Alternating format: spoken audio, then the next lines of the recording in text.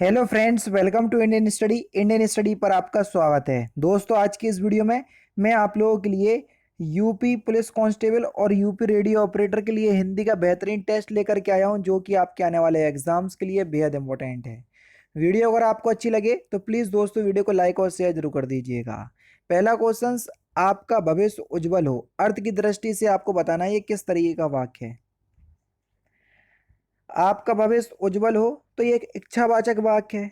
तीसरा ऑप्शन से यहाँ पर आपका बिल्कुल क्या होगा सर, करेक्ट होगा।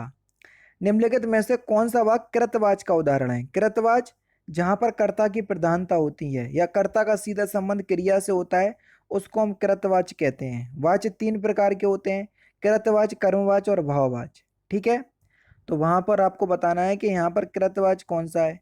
तो देखो, अध्यापक ने विद्यार्थियों को पढ़ाया, तो यहाँ पर आपका दूसरा ऑप्शन करेक्ट हो जाएगा। यही जो है वो कृतवाच का उदाहरण होगा।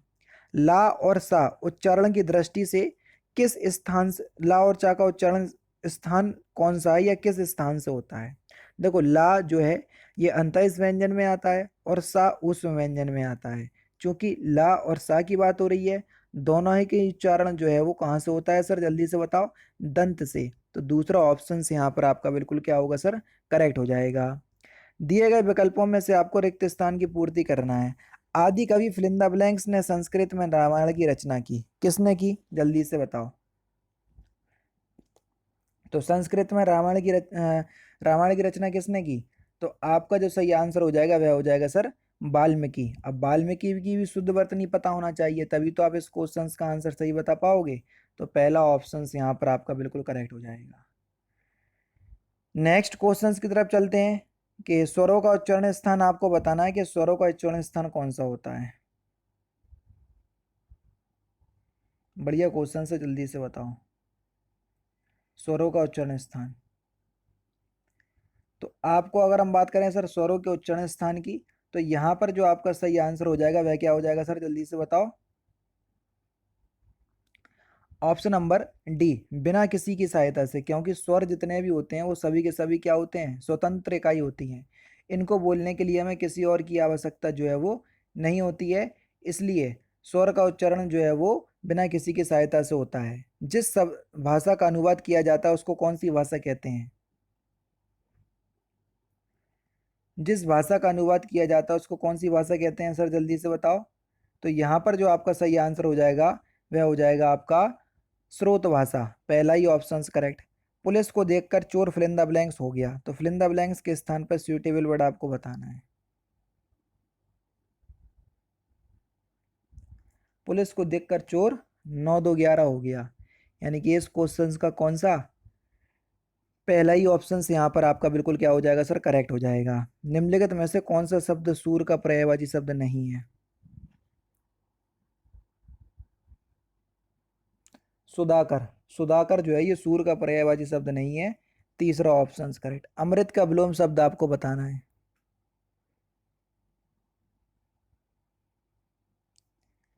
विष अमृत का विलोम शब्द होगा। श्री रामचरितमानस की रचना किस कवि ने की। तुलसीदास ने। तीसरा ऑप्शन करेक्ट। माता पिता दोनों प्रश्न थे, इस भाग में माता पिता के मध्य कौन सा विराम चिन्ह लगेगा। योजक चिन्ह, तीसरा ऑप्शन करेक्ट। हिंदी को भारत की राजभाषा कब बनाया गया।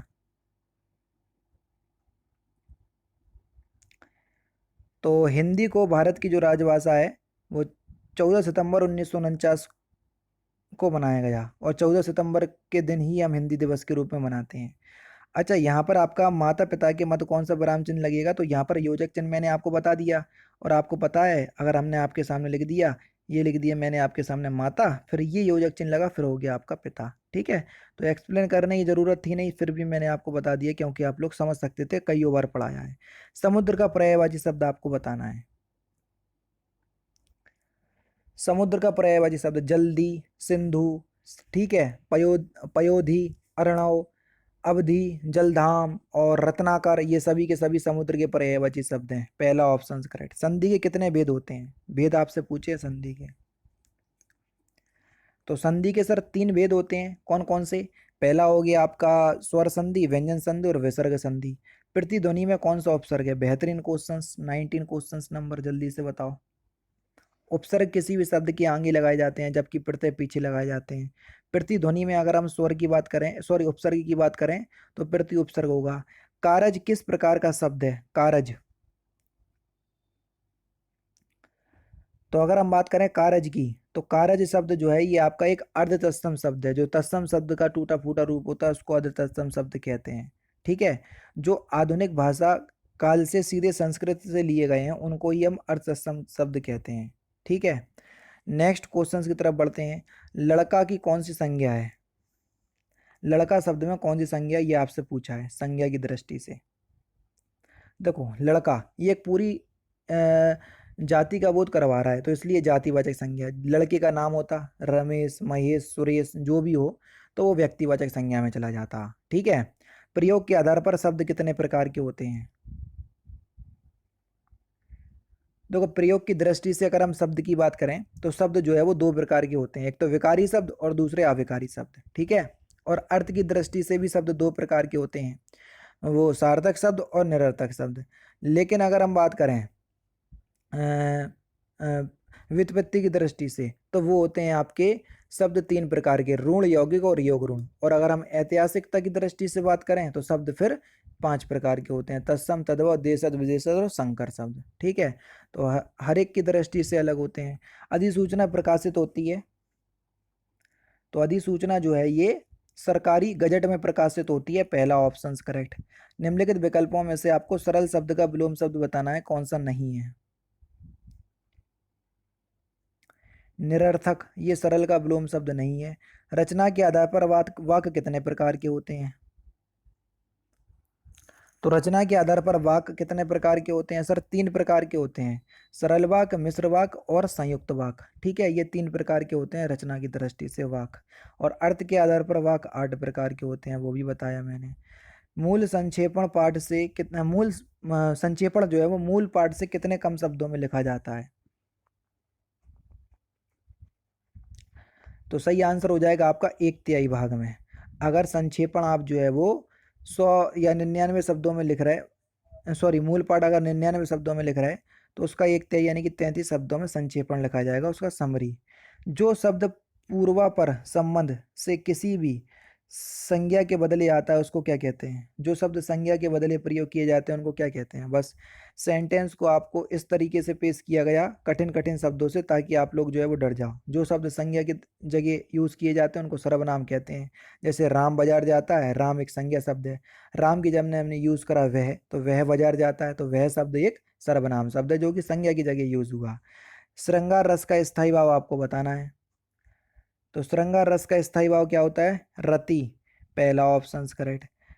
किस वाक्य में संबंध बोधक अव्यय का प्रयोग हुआ है? तो यहाँ पर अब मैं काम के पीछे आ गया था, काम के पीछे आया था, तो पीछे शब्द जो है ये आपको संबंध बोधक अव्यय की पहचान करवाएगा। चौथा ऑप्शन से यहाँ पर आपका बिल्कुल क्या हो जाएगा? करेक्ट हो जाएगा।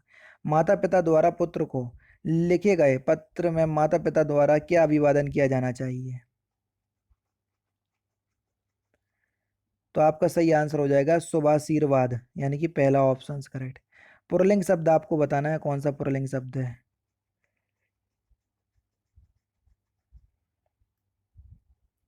संकल्प, संकल्प शब्द जो है वो एक कैसा शब्द है सर, जल्दी से बताओ? पुरलिंग शब्द है ना? पहला ऑप्शन करेक्ट। निम्नलिखित में से आपको बताना है स्वर व्यंजन संबंधी अशुद्धि कौन सी नहीं है? अशुद्धि नहीं है यानी कि शुद्ध शब्द आपको फिर बताना है 33 में। ऊर्जस्वी, यानी कि इस क्वेश्चन का तीसरा ऑप्शन बिल्कुल क्या हो जाएगा सर? करेक्ट हो जाएगा। कौन सा ऑप्शन? तीसरा ऑप्शन। नेक्स्ट क्वेश्चन की तरफ चलते हैं। रूप के आधार पर क्रिया विशेषण कितने प्रकार के होते हैं? तो सही आंसर आपका क्या हो जाएगा सर, जल्दी से बताओ? रूप के आधार पर क्रिया विशेषण जो है वो तीन प्रकार के होते हैं, मूल क्रिया विशेषण, यौगिक क्रिया विशेषण और स्थानीय क्रिया विशेषण। अर्थ के अनुसार क्रिया विशेषण कितने प्रकार के होते हैं? अर्थ के अनुसार क्रिया विशेषण चार प्रकार के होते हैं, स्थानवाचक क्रिया विशेषण, कालवाचक क्रिया विशेषण, परिमाणवाचक क्रिया विशेषण और रीतिवाचक क्रिया विशेषण। अंश और अंश शब्द का सही अर्थ आपको बताना है। अंश का मतलब हिस्सा और अंश का मतलब हो जाएगा आपका कंधा। दूसरा ऑप्शन करेक्ट। गोदान का एक लेखक कौन है? तो गोदान के लेखक कौन है, आराम से बता सकते हो, सिंपल सा कौन सा क्वेश्चन है। प्रेमचंद्र जी, मुंशी प्रेमचंद्र, पहला ऑप्शन करेक्ट। बुंदेली का क्षेत्र आपको बताना है, बुंदेली भाषा का क्षेत्र। बढ़िया क्वेश्चन है। Question number 38। तो ये झांसी, जालौन और दतिया के जिलों में जो है वो बोली जाती है। निम्नलिखित में से संकेतवाचक वाक्य कौन सा है? बढ़िया क्वेश्चन है 39। तो संकेतवाचक वाक्य की अगर हम पहचान करें तो यदि वर्षा हुई होती तो फसल भी अच्छी होगी। तो पहला ऑप्शन करेक्ट। और लास्ट क्वेश्चन के हिंदी का प्रथम समाचार पत्र 1826 ईस्वी में कहाँ से प्रकाशित हुआ और था कौन सा? उदत मार्तंड। ठीक है, उसके संपादक कौन थे?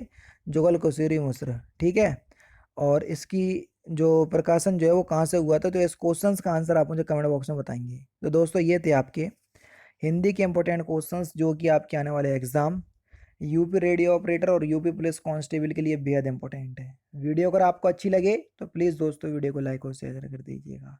बाकी मिलते हैं फिर नेक्स्ट क्लास में, नेक्स्ट सेशन में। जय हिंद, जय भारत।